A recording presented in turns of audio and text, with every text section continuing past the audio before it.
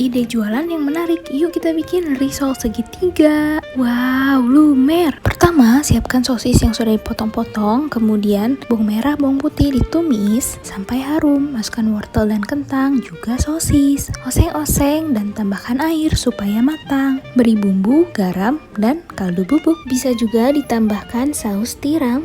Aduk kembali, kemudian tambahkan susu cair supaya lebih nikmat. Baru deh dimasukkan makaroni. Tambahkan larutan tepung supaya mengental. Masak sampai matang. Untuk kulitnya, campur terigu dan tapioka, kemudian tambahkan air. Aduk hingga rata, campurkan garam dengan minyak, serta sebutir telur. Aduk kembali dan jangan lupa untuk disaring supaya tidak bergerinjil. Setelah itu, panaskan wajan, kemudian dicetak dengan api kecil ya. Jika sudah matang, isi dengan isian makaroni yang tadi, kemudian lipat segitiga seperti ini. Jangan lupa diberi lem, lipat kembali dan jadi deh. Kemudian kita balut dengan campuran terigu dan air seperti ini. Lalu balut kembali dengan tepung roti. Ini bisa buat ide jualan frozen atau digoreng sampai matang seperti ini. Wow, cantik ya. Jadi ide jualan pasti untung dan menarik banget. Apalagi rasanya nagih, teksturnya renyah. Yuk langsung aja dibuat. Selamat mencoba.